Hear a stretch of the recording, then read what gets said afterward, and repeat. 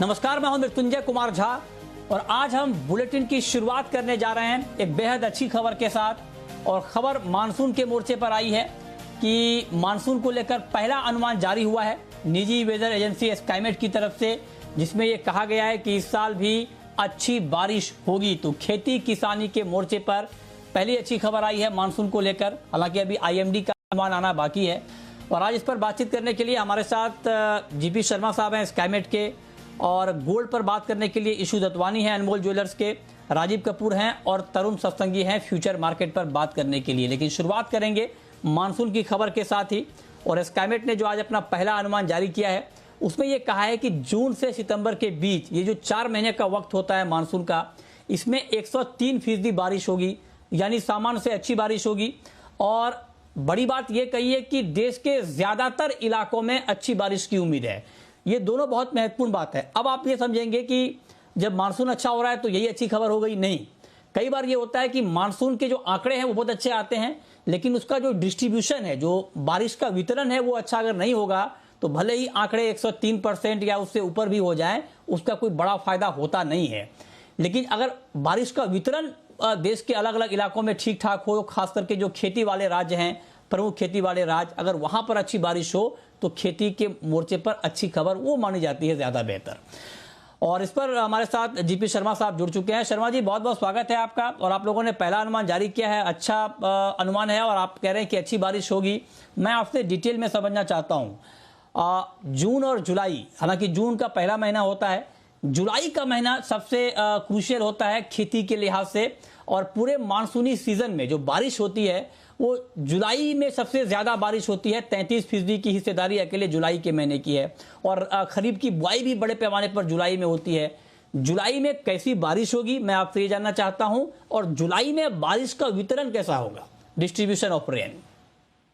जी मृत्युंजय, आप तो मानसून काफी देर से कवर कर रहे हैं, हर साल आप इस पे रिपोर्ट पे पैनी नजर रखते हैं। और जैसे कि आपने बताया कि मानसून, देखिए, अच्छे से अच्छा मानसून भी जो है कुछ ना कुछ किसी पॉकेट में जरूर कमी छोड़ देता है। ऐसी मानसून की चाल है। आपने पिछले साल ही देखा होगा मानसून 109% है, लेकिन पश्चिमी उत्तर प्रदेश में 37% की कमी थी। हरियाणा पंजाब में 17 से लेके 18% तक की कमी। तो ऐसा एक स्वाभाविक है कि अच्छे से अच्छे मानसून में भी कुछ ना कुछ जगह कुछ कमियां रह जाती हैं, और ऐसा देखने को मिलता है। पूरे जो हिली क्षेत्र था, जम्मू कश्मीर, हिमाचल प्रदेश और उत्तराखंड, उसमें बरसात कम हुई थी। इस बार जो हमने अनुमान दिया है 103% का, हालांकि जो रिस्क वाले एरिया है वो हमने कवर किए हैं कि जैसे नॉर्थ ईस्ट इंडिया है, उत्तर पूर्वी भारत, उसमें, और जो नॉर्थ इंडिया के कुछ प्लेन जैसे पंजाब, हरियाणा सटे हुए क्षेत्र जो पश्चिमी उत्तर प्रदेश और नॉर्थ राजस्थान का होगा, उसमें कुछ वर्षा में कुछ कमी देखने को मिलेगी। पर ऐसा कमी, हमें ऐसा कोई भी अलार्मिंग सिचुएशन नहीं देखने को मिली अपने असेसमेंट के हिसाब से कि जिसमें कुछ स्थिति चिंताजनक हो जाए। दूसरा आपने मानसून डिस्ट्रीब्यूशन, वो सबसे ज्यादा इम्पोर्टेंट है। रेनफॉल 110% होता है या 100% होता है, अगर उसका टाइमली डिस्ट्रीब्यूशन है और स्पेशल डिस्ट्रीब्यूशन अच्छा है तो वो ज्यादा मायने रखता है कृषि के हिसाब से। और कृषि के हिसाब से मेरा ये मानना है कि मानसून का डिस्ट्रीब्यूशन अच्छा रहेगा, टाइमली रहेगा। स्पेशल डिस्ट्रीब्यूशन भी काफी सारे भागों में अच्छा रहने की उम्मीद है। विशेषकर पूर्वी भारत के जो हिस्से हैं जैसे बिहार, झारखंड, वेस्ट बंगाल, बहुत ज्यादा बार इन क्षेत्रों में कमी देखने को मिलती है। और इस बार ये लग रहा है कि ये क्षेत्र अच्छा करेगा। उड़ीसा, छत्तीसगढ़ समेत पूर्वी भारत में हमें अच्छी बरसात की उम्मीद है। जी ओके, तो आपने ये अलग अलग इलाकों के बारे में बताया। शर्मा जी, एक चीज मैं आपसे और पूछना चाहता हूं, और आप करेक्ट करें अगर मैं थोड़ा कंफ्यूज हो रहा हूं तो। शायद पिछली बार आपकी तरफ से मानसून पर रिपोर्ट नहीं आई थी, राइट? पिछली बार या उससे पिछली बार? नहीं, पिछली बार ही 2020 में हमने मानसून का फोरकास्ट नहीं दिया था। वो हमने बताया भी था, कुछ स्ट्रेटेजिक रीजंस के कारण हमने अपनी रिपोर्ट शेयर नहीं की थी। जी अच्छा, तो नहीं, मतलब पिछली बार आपने नहीं दिया था, मतलब इस बार आपने रिपोर्ट वक्त पे दे दिया है, वक्त से पहले दे दिया है, आईएमडी ने भी नहीं दिया है।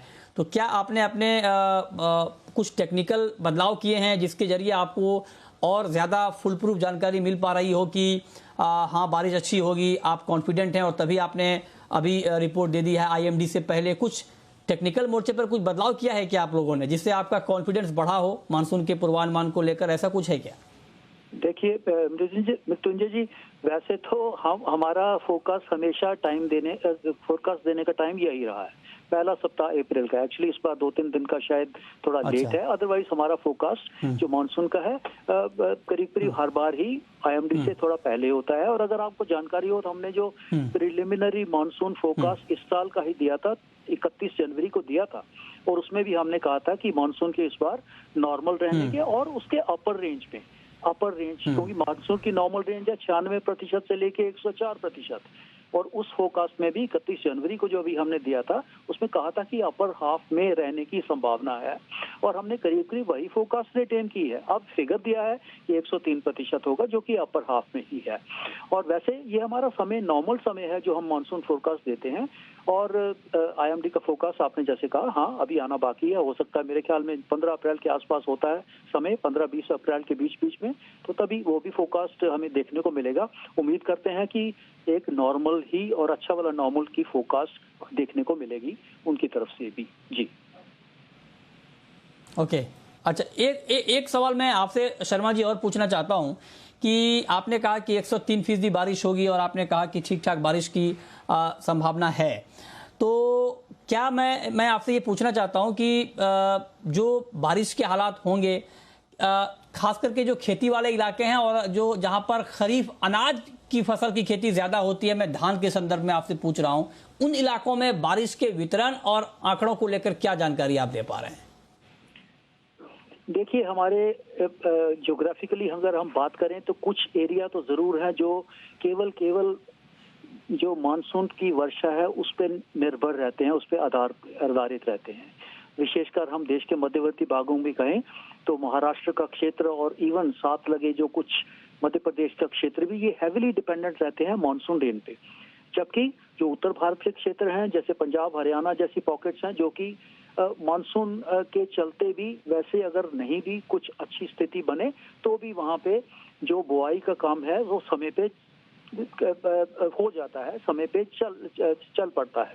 जबकि महाराष्ट्र जैसे क्षेत्र में और उसके साथ लगे जो चाहे तेलंगाना का क्षेत्र कहिए और इवन उड़ीसा छत्तीसगढ़ में कहिए, तो उसमें थोड़ा सा दिक्कत रहती है अगर वर्षा ठीक टाइम पे नहीं होती है तो। लेकिन इस बार का अनुमान ये है कि एक तो मानसून अभी हालांकि उसका अनुमान लगाना बाकी है कि कब ऑनसेट मानसून होगा। जून का महीना तो ऑनसेट होता है, और जैसे आप जानते हैं कि जो उत्तर भारत है उसमें तो जून के महीने में मानसून की वर्षा आने में समय लगता है। 28-29 डेट तो होती है लगभग दिल्ली में पहुंचने की, उसके बाद से आगे वाले क्षेत्रों में पहुंचता है।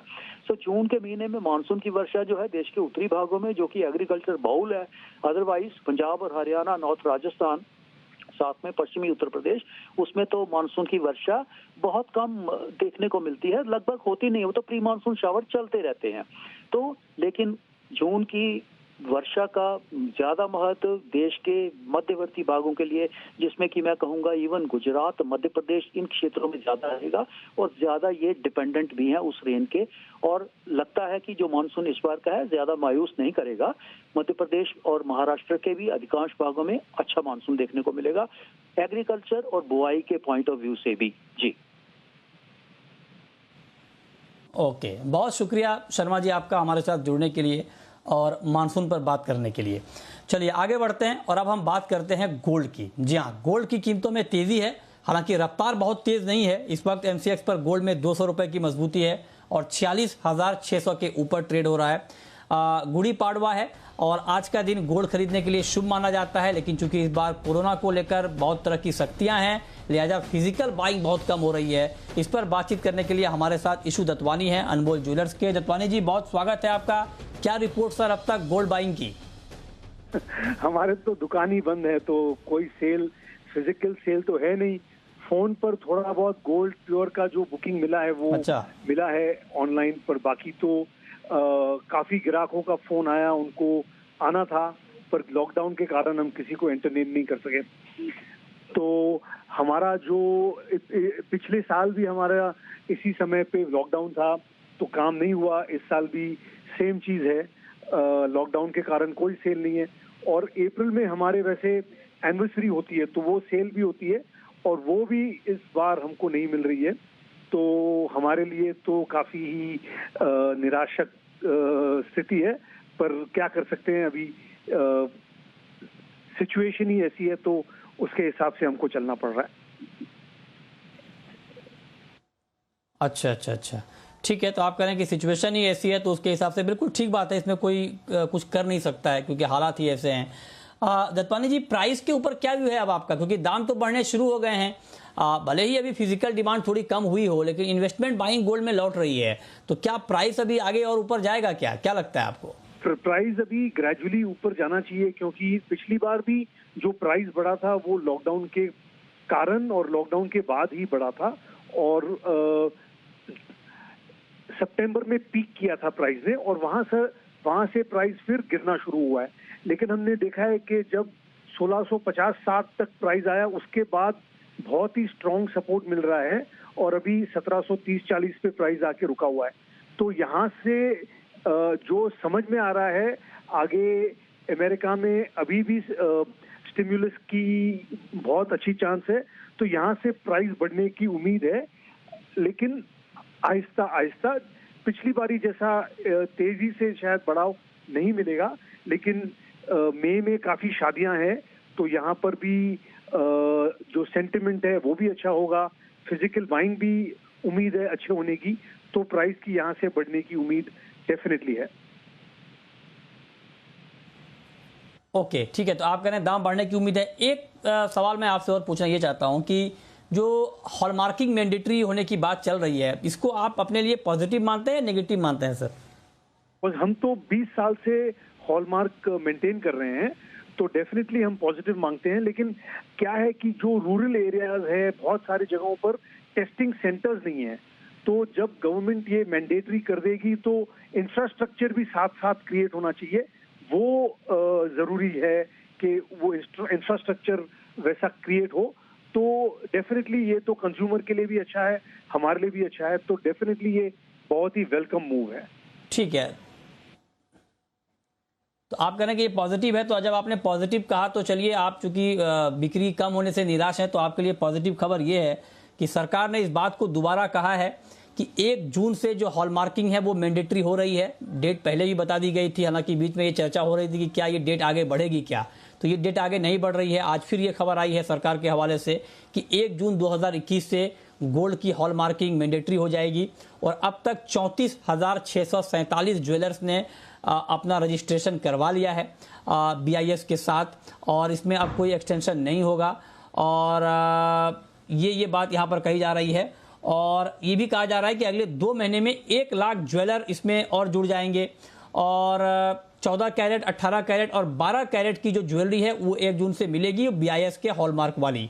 अब जरा आप बताएं दत्वानी जी कि क्या आपको लगता है कि अभी तक 34-35 हज़ार के आंकड़े हैं ज्वेलर्स के रजिस्ट्रेशन के, क्या 1 लाख तक ये 2 महीने में पहुंच जाएंगे क्या? देखिए, आप क्या उम्मीद कर रहे हैं और क्या इसके लिए और करना चाहिए? जी, अगर गवर्नमेंट मैंडेटरी करेगी तो डेफिनेटली ये आंकड़े 1 लाख पर पहुंचना तो बहुत ही बड़ी बात नहीं है।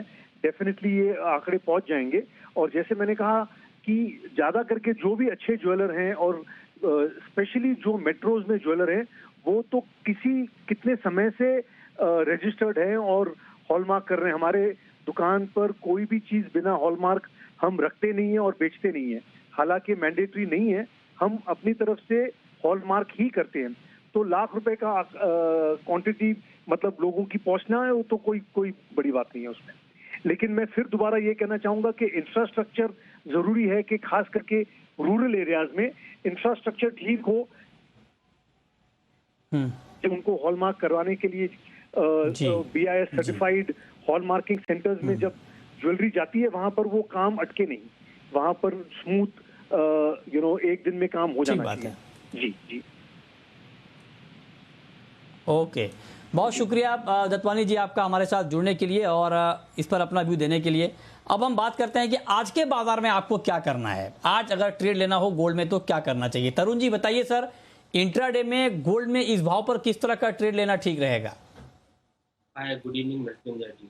वेल इंट्राडे की बात किया जाए, देखिए मेरे को ऐसा लगता है कि स्पेसिफिकली इंट्राडे में गोल्ड आज वीकनेस दिखा सकता है, क्योंकि हमने देखा है कॉमिक्स में अंडरटोन वीक है and despite the rupee weakness हमारे यहाँ भी क्या है साइडवेज हो चुका है। और मेरा ऐसा मानना है कि जब तक 46,800 के ऊपर प्राइस नहीं जाएंगे, पॉसिबिलिटी है कि अगर कॉमिक्स में यहाँ से फर्दर गिरावट आती है, which is likely case, and मेरे को लगता है कि 17.8 तक प्राइस आने चाहिए कॉमिक्स में। अगर वो आते हैं तो 46,250 46,200 डाउन साइड रेंज है, वहाँ मुझे लगता है कि गोल्ड के प्राइस देखने को मिल सकते हैं। अच्छा, ठीक है। राजीव जी, आपका क्या व्यू है सर गोल्ड के ऊपर? आज करंट मार्केट प्राइस पर इस वक्त कोई ट्रेड बन रहा है क्या? गुड इवनिंग विश्वमोहन जी, मुझे लगता है सॉरी गुड इवनिंग मृत्युंजय जी, मुझे लगता है कि बाज़ार जो है गोल्ड का अभी यहाँ से बढ़ना चाहिए। देखिए, दो तीन कारण है। एक तो इंडियन रुपी का लगातार जो कमज़ोर होना है वो सोने को काफ़ी सपोर्ट दे रहा है, और दूसरा कारण है, देखिए इन्फ्लेशन जो है वर्ल्ड ओवर ही बढ़ता जा रहा है, तो इन्फ्लेशन को परफेक्ट हैच करने के लिए आई थिंक गोल्ड एक अच्छी एसेट क्लास है, तो उसका भी एक बेनिफिट गोल्ड को मिल रहा है। मुझे लगता है गोल्ड यहाँ से नीचे जाने के जो घर हैं वो काफ़ी कम होते जा रहे हैं, और अब यहाँ से धीरे धीरे बेस बना के गोल्ड आई थिंक और उच्चतम स्तर पे जाना चाहिए। और अगर आज के इंटरडे की बात करें तो 46,600 के स्तर पे खरीदना चाहिए। 46,460 के स्टॉप लॉस से 46,850 का हमें टारगेट आता हुआ लगता है। ठीक है, तो ये बात हो गई गोल्ड की। चलिए अब हम शुरू करते हैं सवाल और जवाब। पहला सवाल है कैलाश चंद्र मोदी का सदलपुर से। पूछिए कैलाश जी। सर गुड़ी पूर्वा की नमस्कार। सर कॉपर में जैसे अब लॉकडाउन की संभावना आपको भी बहुत बहुत शुभकामनाएं सर। धन्यवाद सर, आपको भी। गुड़ी पूर्वा कॉपर के अंदर सर पिछली बार जब लॉकडाउन हुआ था तो 450 -500 सीधा 700 337 पे आ गया था, तो ऐसी कोई संभावना है क्या? इतना डाउन जा सकता है क्या? ये तो सवाल तो आपने बड़ा महत्वपूर्ण पूछा है। बताइए तरुण जी, ऐसी कोई आशंका, ऐसी कोई संभावना दिख रही है क्या कॉपर में तेज गिरावट की? सी लास्ट ईयर एक एक्स्ट्रा ऑर्डिनरी ईयर था, जो कि है ना once in a lifetime kind of like हमने देखा था कि सिचुएशन इमर्ज हुआ था, एंड पूरे वर्ल्ड में लॉकडाउन था, जिसकी वजह से अक्रॉस द असेट क्लासेस, चाहे हम कमोडिटीज की बात करें, शेयर्स की बात करें, काफ़ी ज़्यादा करेक्शन देखने को मिला था। क्योंकि अभी ग्लोबल इकोनॉमी है ना कंप्लीट लॉकडाउन को अफोर्ड नहीं कर सकती है। साइमल्टेनियसली जो वायरस का स्ट्रेन है काफ़ी वीक है कंपेयर टू लास्ट ईयर, तो आई थिंक ये क्वाइट नॉर्मल होगा कि अभी इसी सिचुएशन में है ना लोग सरवाइव करें, बिजनेसेस करें और लाइफ जिए। तो मुझे नहीं लगता कि लास्ट ईयर जैसा सिचुएशन लॉकडाउन का आएगा। अगर वो सिचुएशन नहीं आया तो सर्टेनली प्राइस भी नहीं आएंगे। हाँ, थोड़ा प्रेशर जरूर देखने को मिल सकता है 5-7% का, बट लास्ट ईयर जैसा करेक्शन नहीं मिलेगा। ओके, तो आप कह रहे हैं कि लास्ट ईयर जैसा करेक्शन मुमकिन नहीं है, इतनी तेज गिरावट नहीं आएगी, ये इस बात की संभावना आप जता रहे हैं। अगला सवाल है पूजा का, हरियाणा से जुड़ रही हैं हमारे साथ। पूछिए पूजा जी। हेलो जी सर जी, नमस्कार सर। ये मस्टर्ड सीड के भाव 7,000 पूछें कब आ जाएंगे? मस्टर्ड सीड के भाव 7,000 रुपए तक कब तक आ जाएंगे? बताइए राजीव जी। देखिए मृत्युंजय जी, मस्टर्ड सीड में अभी इस बार की जो फसल है उसमें इतना उत्पादन मतलब जो प्रोडक्शन है कम है इस बार की, जिसका फ़ायदा मस्टर्ड सीड को लगातार मिला है। और अभी हमें यहाँ से लगता है कि बाज़ार अभी ऊपर ही जाना चाहिए। हालांकि 7,000 के भाव की बात करें तो मुझे लगता है कि 7,000 के भाव आने के लिए मस्टर्ड सीड को मृत्युंजय जी 6550 के स्तर के ऊपर पहले सस्टेन करना पड़ेगा, क्योंकि 6500 6550 से बाज़ार जो है ऊपर जाने में थोड़ा सा मुश्किल महसूस कर रहा है। तो एक बार ये रेसिस्टेंस क्रॉस होगी तो 7,000 का जो पड़ाव है बहुत इजीली अचीव कर सकता है मस्टर्ड सीड, और एक महीने में हो सकता है ये भाव आ जाए, परंतु 6550 6600 का स्तर एक बार क्रॉस करे तब उसके बाद 7,000 का लक्ष्य जो है लगता है कि अचीवेबल है। ठीक है, अगला सवाल है अनिल का। पूछिए अनिल जी। सर सरसों और चने पे सवाल था, आगे एक महीने के लिए क्या लग रहा है? जी जी पूछें। चलिए, अभी सरसों की बात तो अभी राजीव जी ने बताई है, चने के बारे में बताइए राजीव जी, चने में क्या लग रहा है अभी आगे आपको? देखिए मृत्युंजय जी, चना भी अब एक महत्वपूर्ण स्तर के पास पहुंच गया है। 5600-5700 का जो स्तर है, ये भी इसके लिए काफ़ी निर्णायक हो सकता है आने वाले समय के लिए। तो 5600 का लेवल पे मैं थोड़ा बोलूँगा कि अगर किसी को फ्रेश खरीदारी के लिए सोचना है तो थोड़ा इंतज़ार करें और बाज़ार को नीचे की तरफ करेक्ट होने दें अराउंड 5200 के स्तर के आसपास, तब इसमें खरीदारी कर सकते हैं। और अगर 5650-5700 के ऊपर सस्टेन कर जाता है तो वहाँ खरीदारी कर सकते हैं और उस स्थिति में 5950-6000 के स्तर आई थिंक आ सकते हैं। ठीक है, अगला सवाल है अनुराग का, एमपी से हैं अनुराग। पूछिए अनुराग। नमस्ते सर। सर मैंने सर चने में सर 5600 में बाई की है और सर सोयाबीन में सर मैंने 6600 पे, तो अब इसमें क्या करना है सर?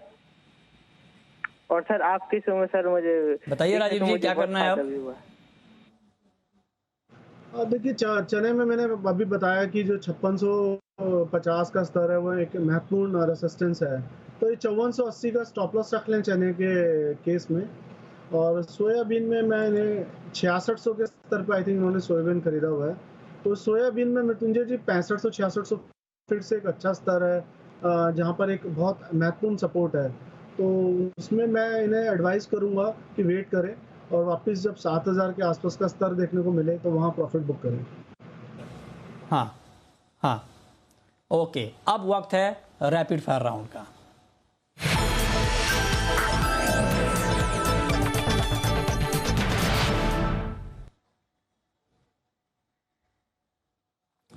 राजीव जी, आपकी पहली रैपिड फायर कॉल।